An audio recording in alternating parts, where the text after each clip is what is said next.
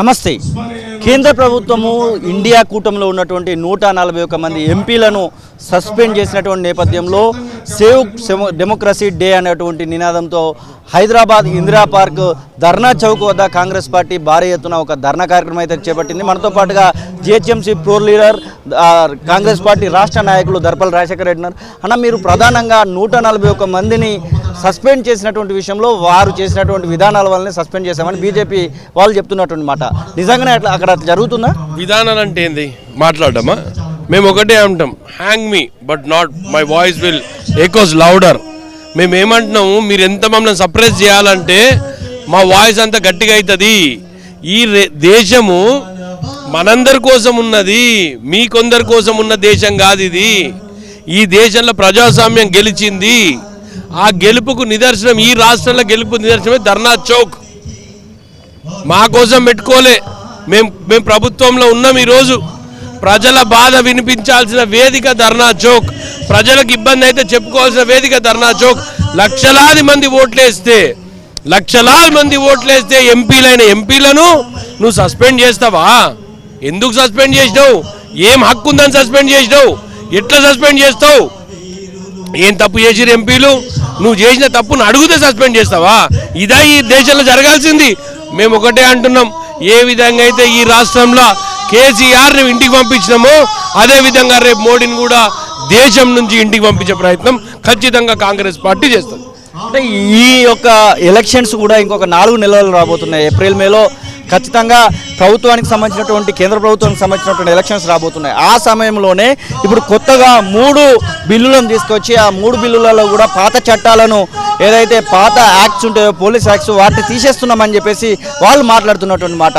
ఎలా ఉండబోతుంది ఇండియా కూటమి యొక్క పరిస్థితి? నేను ఒకటే అంటున్నా బ్రదర్, ఎన్ని చట్టాలు తెచ్చినా ఏం తెచ్చానైతే మా గొంతు నొక్కలేరు, ప్రశ్నించే గొంతులను నొక్కలేరు. ఎన్ని చట్టాలన్నదేని ప్రజలకు లోబడి చేసిన చట్టాలు. అప్పట్లో రైతుల కోసం చట్టాలు తీసుకొచ్చినావు, ఎందుకు మళ్ళీ ఎందుకు ఆ చట్టాలను ఆపేసినావు? అది ఏదో రోజు వస్తుంది. ఖచ్చితంగా మోడీకి గుణపాఠం చెప్తారు ఈ ప్రజలు. ఎక్కువ టైం లేదు, ఇంకా దగ్గర పడ్డది. ఖచ్చితంగా రానున్న ఎలక్షన్లో మోడీకి మంచి జవాబిస్తారు. ఇండియా కూటమికి మోదీ సర్కారు భయపడుతుంది అనుకోవచ్చా? ఇప్పుడు చేస్తున్నటువంటి విధానాలను చూస్తే ఆయన భయపడడా మాకు సంబంధం లేదు. పబ్లిక్కి సంబంధించిన పోరాటం చేస్తూనే ఉంటుంది కాంగ్రెస్ పార్టీ ఇండియా కూటమిని కలుపుకొని. ఎట్టి పరిస్థితుల్లో మా హక్కులకు, అంటే ప్రజల హక్కులకు భంగం కలగకుండా చేసే ప్రయత్నంలో భాగమే కాంగ్రెస్ పార్టీ చేస్తుంది. స్టేట్ బీజేపీ పార్టీ నాయకులు కొంతమంది మాట్లాడుతూ ఇది కావాలని చేస్తున్నటువంటి కొన్ని మాటలు అని చెప్పేసి అంటున్నారు. ఆ స్టేట్ బీజేపీ పార్టీకి సంబంధించినటువంటి నాయకులు కాంగ్రెస్ పార్టీ కావాలని రాద్ధాంతం చేస్తుందని చెప్తున్నారు. అంటే లోపలికి వచ్చి గ్యాస్ సిలిండర్ కూడా తీసుకొస్తే రాద్ధాంతం ఎట్లయితే సీను ఏమన్నా పద్ధతి ఉందా? అలాగే తిక్కలేసి మాట్లాడుతుర్రా? ఎట్లా తిక్కేసినా కూడా కమిడియన్స్ ఉన్నారు వాళ్ళ దాంట్లో.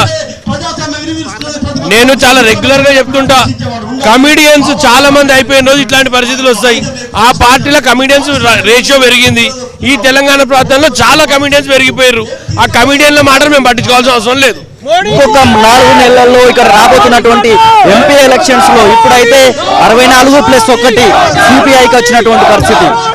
ఇప్పుడు రానున్న ఎంపీ ఎలక్షన్స్ లో స్టేట్ లో ఎలా ఉండబోతుంది? ఖచ్చితంగా ఈ రాష్ట్రంలో స్వీప్ చేస్తాం. మేము రాష్ట్రంలో రేవంత్ రెడ్డి గారి నాయకత్వంలో మా కేబినెట్ మినిస్టర్లు అందరు కలిసి ఈ రాష్ట్రంలో ఖచ్చితంగా, నేను పోయినసారి ప్రిడిక్ట్ చేసిన, ఈ రాష్ట్రంలో 17 సీట్లు తెచ్చుకుంటాం. ఈ రాష్ట్రంలో ఎవరితోనైనా పొత్తులో ఉండబోతున్నారా? ఎంపీ ఎలక్షన్స్ లో కూడా పొత్తులన్నీ మా హైకమాండ్ చూసుకుంటారు. ఇదే పరిస్థితి. దాదాపుగా ఎంపీలను సస్పెండ్ చేసినటువంటి విషయంలో ఇక్కడ ధర్నా చౌక్ వద్ద ఒక రకమైనటువంటి వాదం మాత్రం కనబడతా ఉంది. ఖచ్చితంగా సస్పెండ్ చేసినటువంటి వాళ్ళని లోపలికి తీసుకోవాలనేటువంటి నినాదంతో ఇక్కడికి వచ్చినటువంటి లీడర్లు అయితే భీష్మించుకు మాట్లాడుతున్నటువంటి మాటలు. కెమెరా పర్సన్ సతీష్తో శ్రీనివాస్, తొలి వెలుగు, హైదరాబాద్.